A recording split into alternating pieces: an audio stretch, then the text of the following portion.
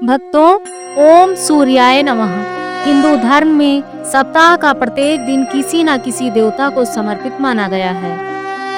उसी क्रम में रविवार का दिन भगवान सूर्यदेव को समर्पित है। सूर्यदेव को जगत का जीवन दाता, रोगनाशक और तेजस्वी शक्ति का स्रोत माना गया है। उनकी उपासना से आयु, आरोग्य, यश, ऐश्वर्य और संतानों का सुख प्राप्त होता है। सूर्य ही एकमात्र ऐसे देव हैं जिनका प्रत्यक्ष दर्शन हमें प्रतिदिन होता है। उनके प्रकाश और उष्मा से संपूर्ण सृष्टि का पोषण होता है। इस व्रत को करने से जीवन के कष्ट दूर होते हैं, घर में सुख शांति और समृद्धि आती है। रविवार व्रत करने की विधि। सर्व मनोकामनाओं की पूर्ति हेतु रविवार का व्रत श्रेष्ठ है। इस व्रत की विधि इस प्रकार है। प्रातःकाल स्नानात से निवृत्त हो स्वच्छ वस्त्र धारण करें। शांत चित्त होकर परमात्मा का स्मरण करें। भोजन एक समय से अधिक नहीं करना चाहिए। भोजन तथा फलाहार सूर्य का प्रकाश रहते कर लेना चाहिए। यदि निराहार रहने पर सूर्य छिप जाए तो दूसरे दिन सूर्य उदय हो जाने पर अर्घ्य देने के बाद ही भोजन करें। व्रत के अंत में सूर्य व्रत की कथा सुननी चाहिए। व्रत के दिन नमकीन तेल युक्त भोजन कदाप ग्रहण न करें। इस व्रत के करने से मान सम्मान बढ़ता है तथा शत्रुओं का क्षय होता है।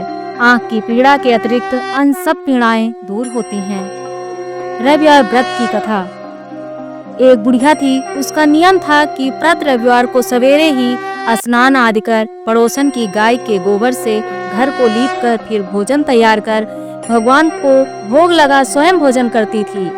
ऐसा व्रत करने से उसका घर धन धान्यों आनंद से पूर्ण था। इस तरह कुछ दिन बीत जाने पर उसकी पड़ोसन विचार करने लगी कि यदि यह वृद्धा सर्वदा मेरी गौ का गोबर ले जाती है, इसलिए वह अपनी गाय को घर के भीतर बांधने लगी।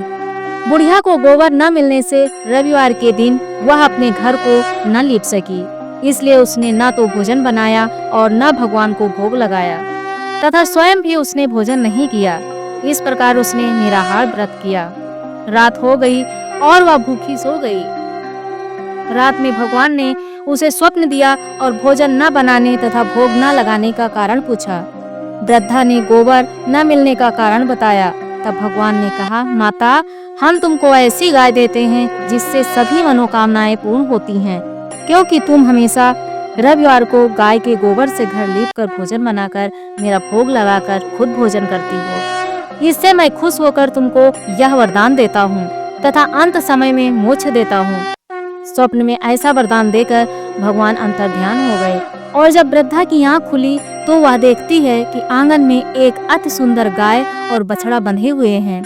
वह गाय और बछड़े को देखकर अत्यंत प्रसन्न हुई और उनको घर के बाहर बांध दिया, वहीं खाने का चारा डाल दिया।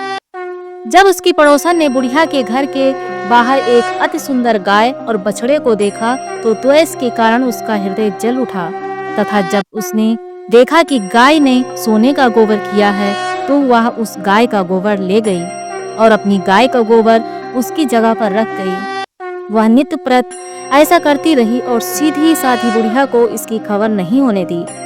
तब सर्वव्यापी ईश्वर ने सोचा कि चालाक पड़ोसन के कर्म से बुढ़िया ठगी जा रही है। भगवान ने संध्या के समय अपनी माया से बड़े जोर की आंधी चला दी। बुढ़िया ने आंधी के भय से अपनी गाय को घर के भीतर बांध लिया।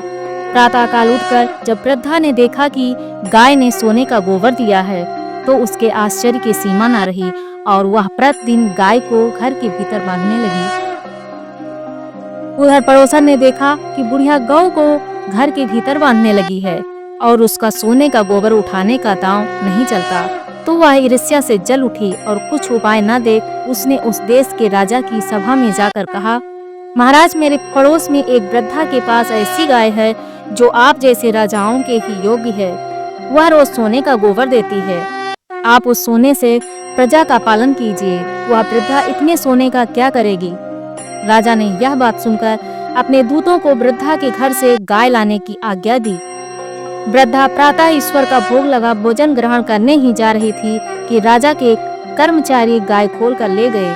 वृद्धा काफी रोई चिल्लाई, किंतु कर्मचारियों के समक्ष कोई क्या कहता। उस दिन वृद्धा गाय के वियोग में भोजन न खा सकी और रात भर रो रो कर ईश्वर से गाय को पुनः पाने की प्रार्थना करती रही। उधर राजा गाय को देखकर बहुत प्रसन्न हुआ, लेकिन सुबह जैसे ही वह उठा, सारा महल गोबर से भरा दिखाई देने लगा। राजा यह देखकर घबरा गया। भगवान ने रात में राजा से स्वप्न में कहा, राजा, गाय वृद्धा को लौटाने में ही तेरा भला है। उसके रविवार के व्रत से प्रसन्न होकर मैंने उसे गाय दी थी। प्रातः होते ही राजा ने वृद्धा को बुलाकर बहुत से धन के साथ सम्मान सहित गाय व बछड़ा लौटा दिया। उसकी पड़ोसन को बुलाकर उचित दंड दिया गया। इतना करने के बाद राजा के महल से गंदगी दूर हो गई। उसी दिन से राजा ने नगरवासियों को आदेश दिया कि राज्य की तथा अपनी समस्त मनोकामनाओं की पूर्ति के लिए रविवार को व्रत करो। व्रत करने से नगर के लोग सुखी जीवन व्यतीत करने लगे। कोई भी बीमारी तथा प्राकृतिक का प्रकोप उस नगर पर नहीं होता था। सारी प्रजा सुख से रहने लगी।